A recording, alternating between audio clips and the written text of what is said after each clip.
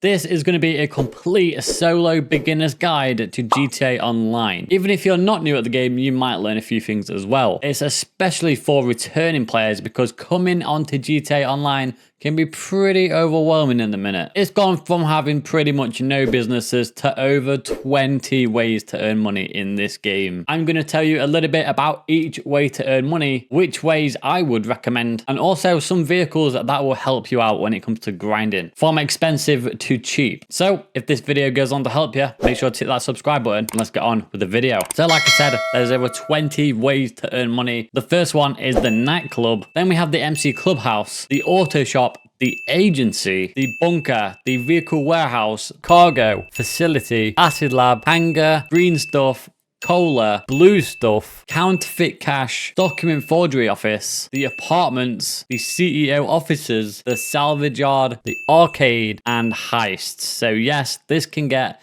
very, very confusing. The first ones I will talk about are the apartment heist, because you probably are familiar with these already. The Fleecer job, the prison break, the Human Labs, the Series A funding, and the Pacific Standard job. These are still fun ways to earn money, but definitely not the best anymore. They used to be the best, but you'll see with upcoming things. While we are on the topic of heists, there's more. If you have an arcade, you're able to do the Diamond Casino heist if you have at least 2 people. And this heist is awesome for money. You're going to be looking at around $1.5 million, but it does take a few hours. And it is not the best heist. The best heist is a solo heist, and that's probably why it's better. And it is CAYO PERICO. You need to own a Kasatka for 2.2 million. Totally worth it, because in just 1 hour of work, you're going to be able to profit over $1 million. So that is probably the #1 thing on this list. The other good ways of earning money are through the agency. Now, an agency actually has a lot to offer. In terms of money making, you can earn around $300,000 an hour, or you can complete the Dr. Dre contract in there, which gets you $1 million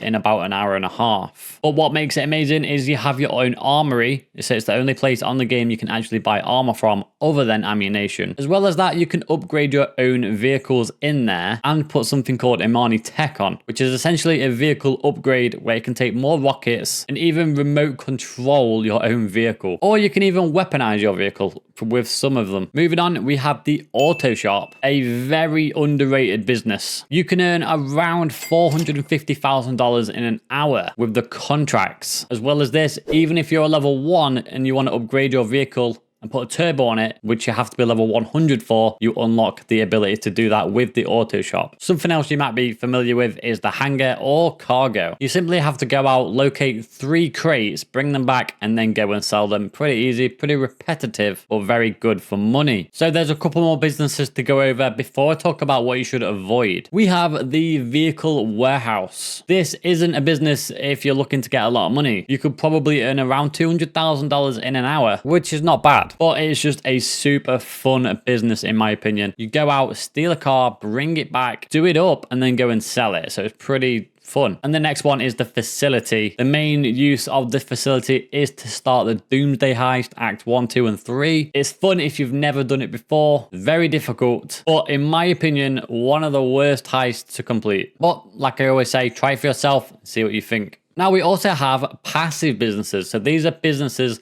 that are going to earn you money when you're not even playing, as long as you're on the game. And the best one for that is the nightclub. You're going to earn $50,000 each hour in GTA, and an additional $50,000 if you have 5 MC businesses, which I've not gone over yet. But I'll explain those in a minute. And the other passive business that's also good is the Acid Lab. To get it, you have to complete the DAX missions. Go to the R at the top of the map to start the DAX missions. Complete all 6 of them and you can get the Acid Lab. There's an additional 6 if you want to do those for a Virtue, a free supercar. And now I'm going to go over businesses that you should definitely avoid. And that is the MC businesses. The green stuff, the cola, the counterfeit cash factory, and the document forgery office. And the reason I say avoid it is because this is a solos guide. If you have a lot of stock, you get multiple sell vehicles. Sometimes you don't even have time to sell all the stock that you actually have. And flying around the map for 30 minutes is not fun for anybody. In terms of money making potential, there's only 2 on here which are actually not bad,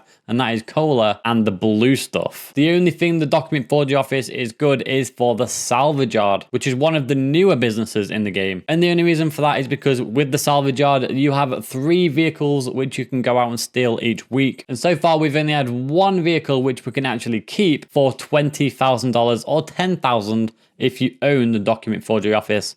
But Rockstar did say we're going to be expecting to get a lot more vehicles to keep from the salvage yard. Now, if we're looking at vehicles you want to use to grind, I'm going to name you quite a few. So we have the Turader. These are in no particular order, by the way, but this is the Turader. It comes with boosts, rockets, and 4 seats. So that is a pretty awesome vehicle. As well as that, it can actually go underwater like a submarine. You've probably heard people go on about it, but it is the Mark II oppressor. Literally a flying bike with missiles that can hover. You aren't going to get a better vehicle for grinding than this one, but it is $8 million, so it does come with a bit of a price tag. Now, we also have the Night Shark, which is able to take 27 rockets. So it's a pretty nice vehicle for only $1.2 million. I'm going to throw the Mark I oppressor in there because the missiles on this are pretty good. The only problem is you have to get them through bunker research, which can be a bit of a nightmare. And bear in mind, this doesn't hover. It comes up, it glides down. If you're looking for a free option, the Duke of Death is the best vehicle for a free vehicle. If you're looking at the vehicle now, you can see that the side is bulletproof and the back is bulletproof, but the front isn't.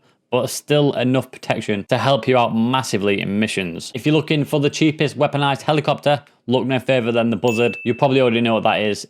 It's been around pretty much since day one. But if you want a vehicle better than the Buzzard, then go to your Kasaka, go to Moonpool Vehicles and purchase the Sparrow. This is the 2nd fastest helicopter in the game, and the fact you can store it in your Kasaka is awesome. You can also spawn it next to you like a personal vehicle. And I'll do a couple more. We have the Insurgent. Again, just very similar to the Night Shark, a little bit cheaper, can't take quite as many rockets. And if you're on a next-gen console, I'd actually go for the Hakuchu Drag because you can put the HSW upgrade on it to make it the fastest land vehicle on the game to get around the map. That doesn't mean it's got the fastest top speed, but getting around is definitely the fastest because the acceleration on this thing is incredible. So if this was me, what would I do? Well, I would grind CAYO PERICO, and then once the heist is on cooldown, you want to be grinding the agency or the auto shop while earning passive money from the nightclub and the acid lab, and maybe even passive money from the bunker as well. To mix it up and have a lot of fun, go for the salvage yard. All the time, I'm going to be using a Mark II oppressor or a Sparrow. So that's just me. You might be different, but hopefully you've learned a little bit about GTA Online. You kind of know what businesses to go for, what vehicles to go for, and if it has helped you out, make sure to hit that subscribe button. And also, if you do want to see me complete some CAYO PERICO challenges, I've done it without running. I did it with no radar, and I did it blind, which was an absolute pain. I'll leave the link to all 3 of those videos in the description of this one.